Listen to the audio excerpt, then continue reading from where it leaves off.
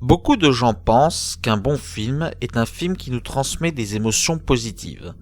Qu'un bon film, c'est un film devant lequel on peut se poser devant et apprécier le spectacle. Certes, un bon film peut être cela, mais pas seulement.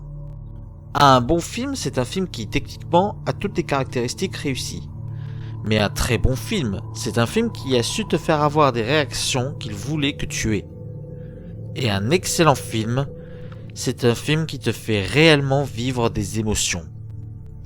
Ainsi, un excellent film ne te transmet pas forcément du positif, comme pourrait le faire un La La Land, ou te faire rêver, comme pourrait le faire un Ready Player One.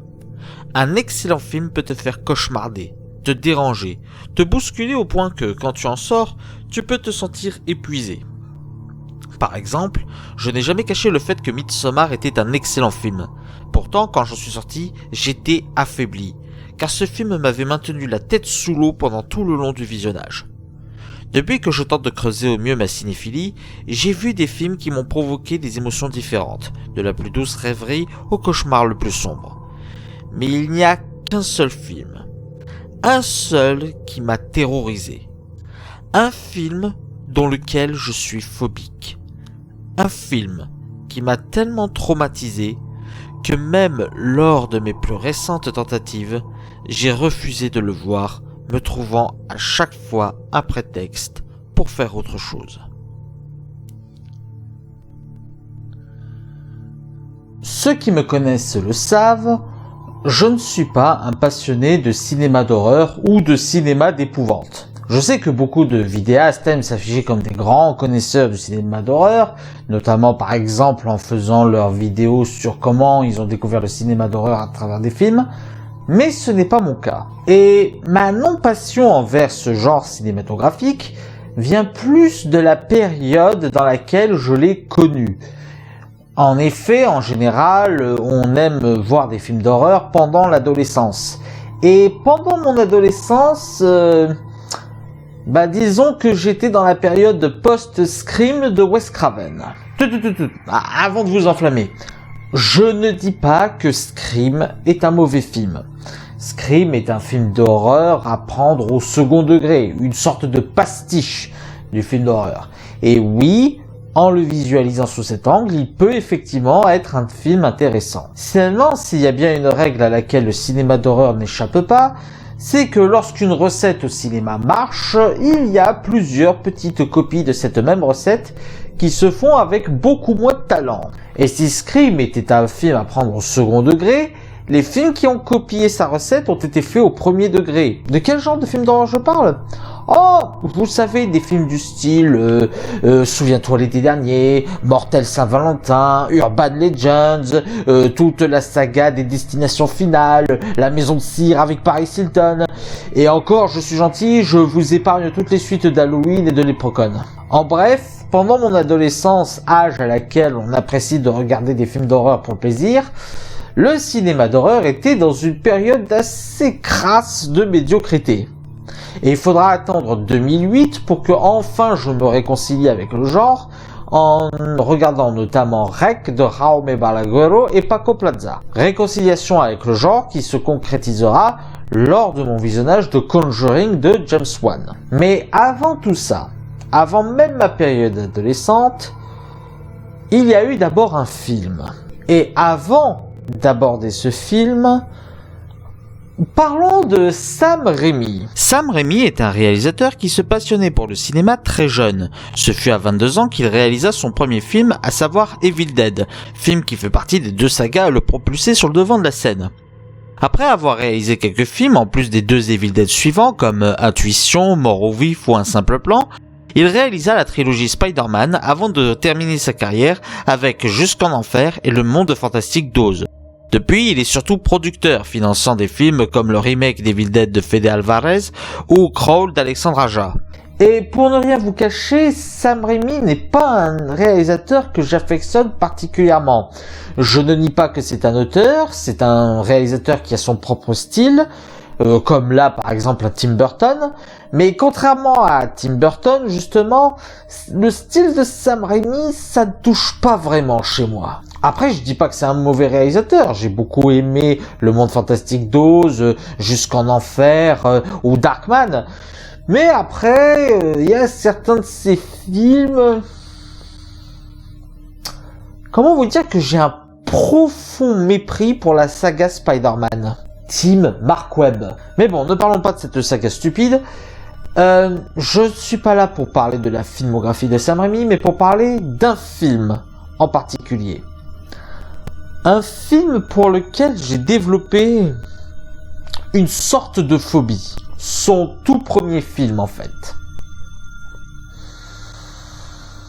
Evil Dead. J'ai dit que pendant ma période adolescente, je n'avais pas été confronté à grand chose en matière de cinéma horrifique. La plupart du temps, c'était des slashers débiles.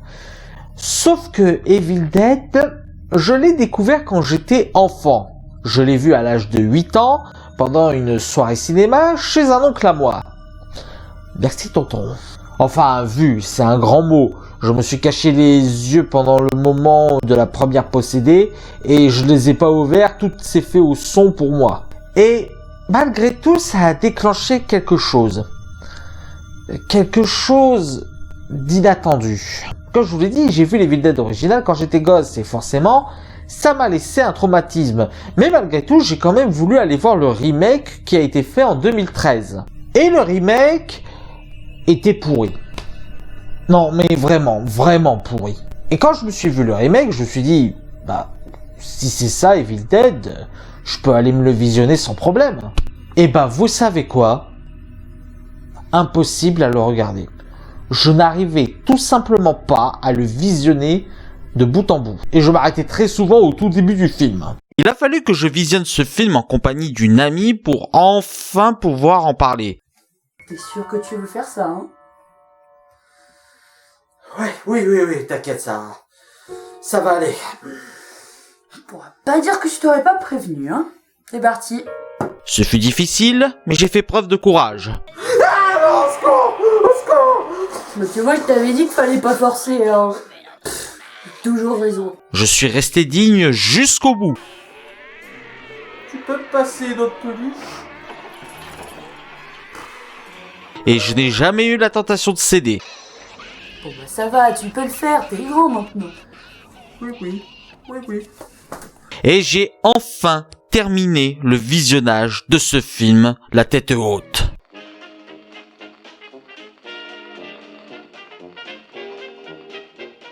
Bon, c'est fini. Tu vois, c'était pas si terrible. Ouais, ça va, c'était pas si terrible.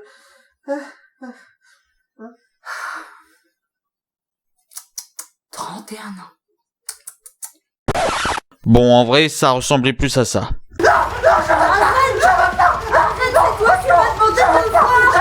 Mais bon, j'ai pu enfin le voir. Et malgré tout, je me sens pas encore totalement libéré du traumatisme Evil Dead. Et c'est pour ça que je fais cette vidéo. Je veux faire cette vidéo pour totalement m'exorciser du traumatisme qu'a été Evil Dead. Et pour cela, nous allons analyser ce qui fait réellement peur dans ce film. Alors, de quoi parle Evil Dead ? Un groupe de 5 jeunes vacanciers vont dans une très vieille demeure au fin fond d'une forêt et trouvent un livre qui provoque des choses horribles. Naturellement, ils vont le lire et vont lutter contre des êtres démoniaques qui les trucident. Ouais, on peut ressentir que la force de ce film, c'est clairement pas son scénario. Mais bon, ça s'explique, on est en 1981, c'est le tout premier film de Sam Raimi, c'est pardonnable. Mais bon, ce qui nous intéresse ici, c'est de savoir pourquoi ce film me mortifie à chaque fois que je le regarde. Commençons l'analyse.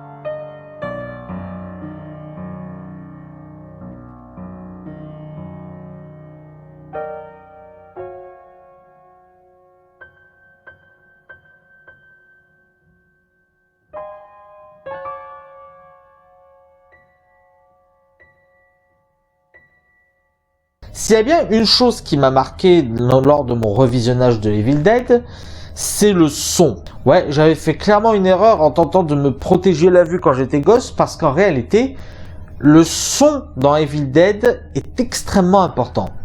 Evil Dead, c'est un film qui ne se tait quasiment jamais et qui se sert de son environnement sonore pour créer une atmosphère glauque.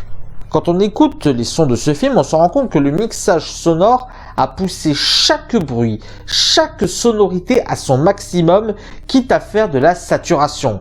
Ce qui fait que pour ce qui est des petits bruits, on a encore ce bruit d'environnement qui reste tout le temps à portée et qui gorde une atmosphère très dérangeante.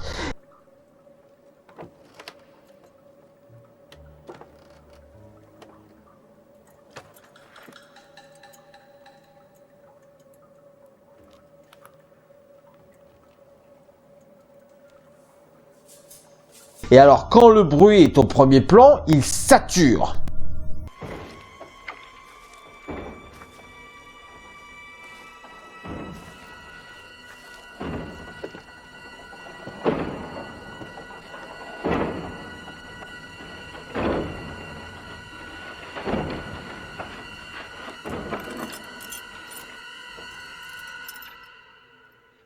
Et le pire, c'est que c'est utilisé très intelligemment quand on voit par exemple la scène d'introduction du film avec, vous savez, ce banc qui frappe le palier de porte et qui s'arrête au moment où l'un des personnages trouve une clé, comme si les démons se rendaient compte de la visite et qui commençaient à être curieux. Et là, on ne parle que de sons normaux, des sons courants.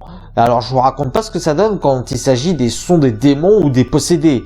Les cris sont extrêmement saturés pour donner un aspect encore plus démoniaque aux possédés. Valette, Caron, Valette.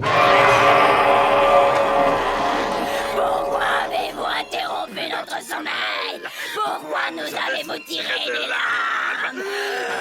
Vous allez mourir comme les autres avant vous. D'ailleurs, il n'y a pas que le son intradigétique qui est perturbant. La bande originale du film s'accorde très bien avec le film et a quelques sonorités très particulières qui donnent l'impression que la bande originale a également été possédée par une entité démoniaque qui s'amuse avec nous.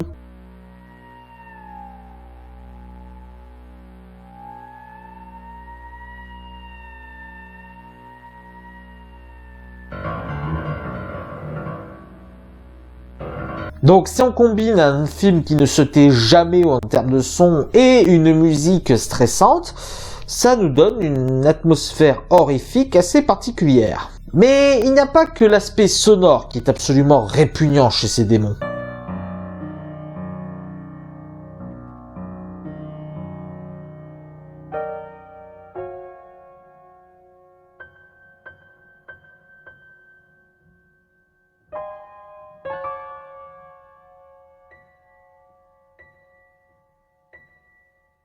Je ne saurais pas vous dire pourquoi, mais le maquillage des démons dans Evil Dead me fout encore aujourd'hui les chocottes. Je ne sais pas, les yeux, le côté décomposé des créatures, ce côté qui nous ressemble sans nous ressembler. Sans doute un peu des trois. Mais il faut dire que Sam Raimi a toujours été extrêmement doué pour créer des personnages et des aspects dérangeants. Je suis quoi, moi? Je suis quoi, hein? Un phénomène de foire, c'est ça? C'est ça, hein? Un phénomène de foire. Je serais mieux avec un chapeau rigolo. Ça te plaît? Ouais. Tout le monde veut voir le phénomène de foire. Tout le monde veut voir le phénomène de foire. Tout le monde veut voir le phénomène de foire. Il n'y a qu'à voir ces films Darkman et Jusqu'en Enfer pour voir à quel point il est doué pour créer cette apparence aux êtres qui ne sont plus humains, mais tout en gardant un côté proche de nous. En cybernétique, on appellerait ça la vallée dérangeante. Vous savez, c'est ce principe qui dit que quand bien même on créerait une machine qui nous ressemblerait le plus possible à l'homme, il y aura toujours ce truc qui nous dérangera, qui créera ce malaise, nous confortant que nous ne sommes pas face à un être humain. Eh ben, je trouve que Sam Raimi a encore mieux maîtrisé cet aspect-là. D'autant plus que l'aspect vieux du film le rend encore plus dérangeant. J'entends par là que le fait que le film ait été fait en 1981 et qu'aujourd'hui ces maquillages paraissent mal faits par rapport à ce qui se fait aujourd'hui, finalement ça ne diminue pas l'impact dérangeant des créatures et au contraire je trouve que ça les rend encore plus dérangeants. Au contraire du remake qui avait totalement foiré cet aspect-là.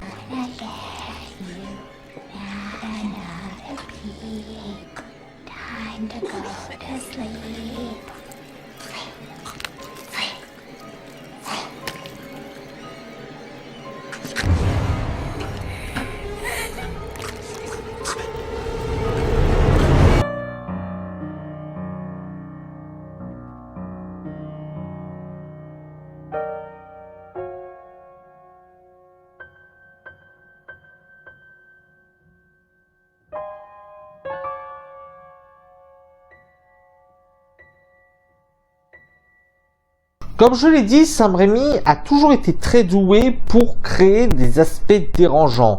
C'est un peu un anti-Tim Burton. J'entends par là que là où Tim Burton va prendre quelque chose qui est normalement repoussant pour en faire quelque chose de sympathique et attrayant,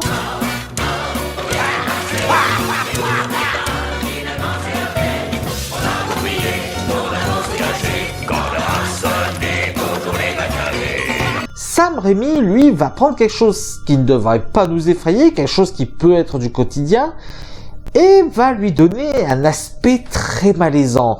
On pourrait appeler ça du grotesque malsain.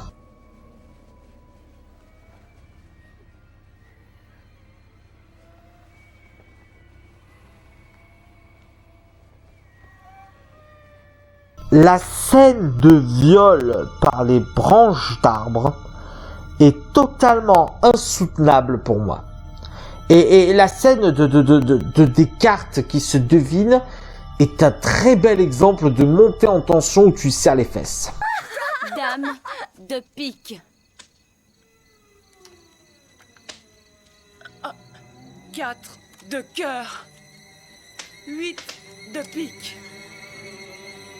2 de pique. Valet, carreau, valet. Et encore, je ne parle que de choses qui ne sont pas dérangeantes de base. Mais même quand il parle de choses véritablement effrayantes, Sam Raimi arrive encore à mettre un cran au-dessus. La scène finale est un super exemple là-dessus. N'importe quel réalisateur qui s'en serait occupé n'aurait pas été jusqu'au bout, car ça aurait été trop. Ou alors il aurait traité au second degré, car le challenge de garder ça dérangeant aurait été très difficile à surmonter. Mais Sam Raimi est allé jusqu'au bout. Il a traité son sujet jusqu'au bout au premier degré. Du coup, ça ne paraît pas trop. Par contre, faire une pluie de sang pour faire apparaître un démon qui n'a rien de dérangeant, ça, c'est trop et c'est ridicule. Non, je ne lâcherai pas ce remake pourri. Mais il n'y a pas que dans la mise en scène que Sam Raimi fait un travail extrêmement dérangeant. Il le fait aussi par ses plans.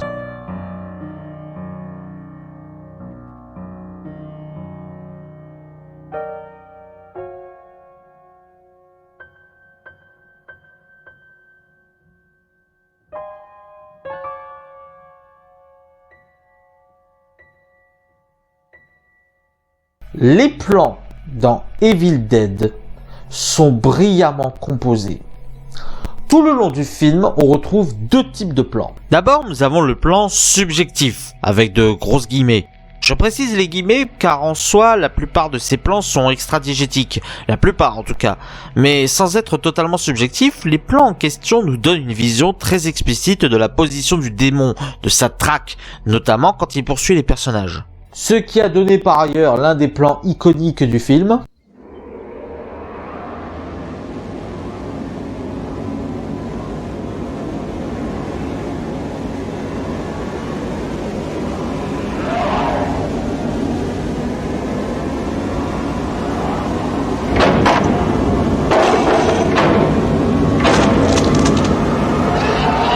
Ce sont des plans très efficaces pour installer une forme de pression, nous signaler un peu la menace. Vous savez, je vous ai souvent rabâché les oreilles avec les fameux 3 étapes de la peur.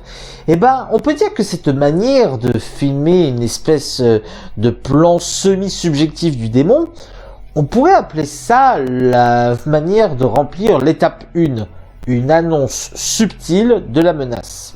Par contre, je peux confirmer que le plan n'est pas un plan subjectif, car le cadrage ne correspond pas vraiment au regard. Reprenons par exemple ce fameux plan iconique. Là, vous voyez, Ash ne regarde pas la caméra, donc ce n'est pas un plan subjectif.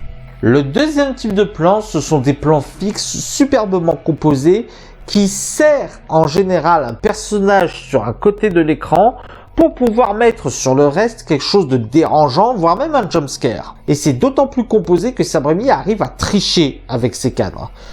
Je vais vous montrer le plan qui m'a le plus marqué dans ce film, rien que pour vous donner une idée. Mise en contexte. Ash est le dernier survivant, 2 des démons sont à l'extérieur et l'un d'entre eux est particulièrement agressif et tente de pénétrer dans la maison. Regardez comment ce plan est composé. La porte est quasiment tout à droite et la fenêtre est au centre. Étant donné que le démon cherche à entrer et que nous sommes en situation de tension, on s'attend à un jumpscare. Comme la fenêtre est bien mise en avant par le cadre, on s'attend à ce que la source du jumpscare passe par là, que le démon brise la fenêtre en entrant par exemple. Voyons maintenant la scène.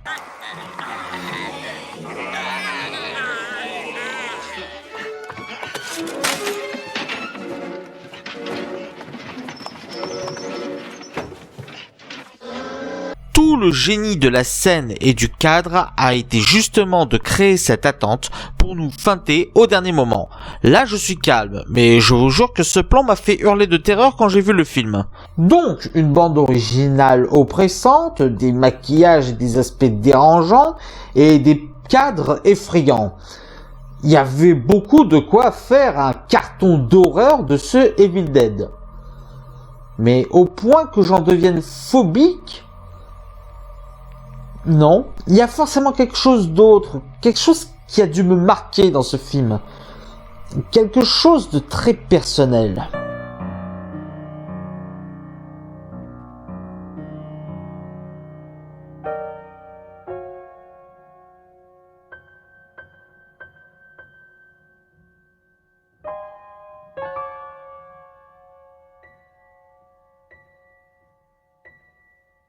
Comme je vous l'ai dit, j'ai vu ce film à l'âge de 8 ans.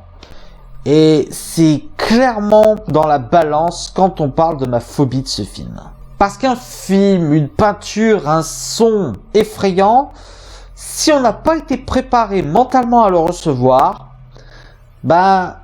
ça peut laisser une très forte empreinte. Aujourd'hui, quand je vais voir un film d'horreur ou quand je vais voir un film d'épouvante, je suis préparé mentalement à aller voir un film d'horreur ou d'épouvante. Et j'ai la maturité aujourd'hui nécessaire pour pouvoir relativiser et me dire que ce n'est qu'un film. Par exemple, Midsommar a été une expérience très dérangeante, mais je ne suis pas spécialement traumatisé par ce film. Et si on me le repropose, je me le reverrai avec plaisir. Mais Evil Dead, c'est différent. Je n'arrive vraiment qu'à le voir sous certaines conditions. Si j'ai pu faire cette vidéo aujourd'hui, c'est parce que des amis m'ont aidé à voir ce film. Et je sais que ce n'est que moi. Je sais que cet aspect est purement subjectif. Parce que quand on regarde en quoi Evil Dead a marqué son environnement, c'est pas tellement par son aspect horrifique. Le film qui se présente comme une suite, mais qui est en réalité un remake, c'est une comédie horrifique.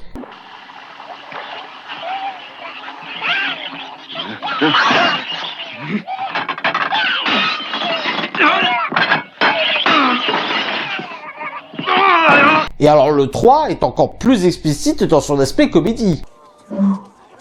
Yeah. Très bien, bande d'abrutis. Écoutez ça. Et regardez. Ceci est une baguette magique. Remington à canon double, calibre 12. La meilleure affaire de chez Priba. Et c'est au rayon armurerie que vous la trouverez. C'est un pur produit du Michigan, en Amérique. Et si c'est américain, c'est bien. Et on vous la laisse à un prix ridicule de 180 $. Sa crosse est en noyer, son canon est en acier bleu trempé, et elle a une détente très sensible. Chez Priba, les prix sont bas. C'est clair? Et la série Ash vs Evil Dead, je ne l'ai pas vue, mais quand on voit la bande-annonce, vous sentez pas que c'est clairement orienté comédie?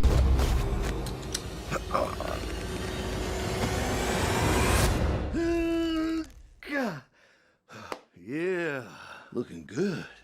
Looking sweet. Et Je sais pas, je trouve ça presque dommage en fait. Parce que comme on l'a vu tout le long de cette vidéo, ben Evil Dead, ça aurait pu être une très bonne franchise horrifique. Parce que le premier film, ben, c'est un excellent film d'horreur qui maîtrise les codes de son époque, avec un budget très limité. Et bien que je ne sois pas du tout fan du style de Sam Raimi, ben je reconnais qu'il faut être un sacré artisan pour pondre un film pareil. Après, il faut le reconnaître, les codes de Evil Dead en ce moment, ils sont un peu datés, ils sont un peu vieillots. J'ai conscience que pour beaucoup de monde, Evil Dead, ce n'est qu'un film d'horreur sympathique. Est-ce que c'est pour ça que Sam Raimi a préféré orienter sa saga vers de la comédie? Est-ce que c'est pour ça que le remake qui est ultra premier degré est une daube? Peut-être. De toute façon, cette vidéo n'avait qu'un seul but. M'aider à m'exorciser de ce film. Arrêtez de le fuir, arrêtez d'être traumatisé par Evil Dead et le voir tel qu'il est réellement. Un excellent vieux film d'horreur. Je ne sais pas si l'exercice de cette vidéo va m'y aider. Le temps nous le dira, je suppose.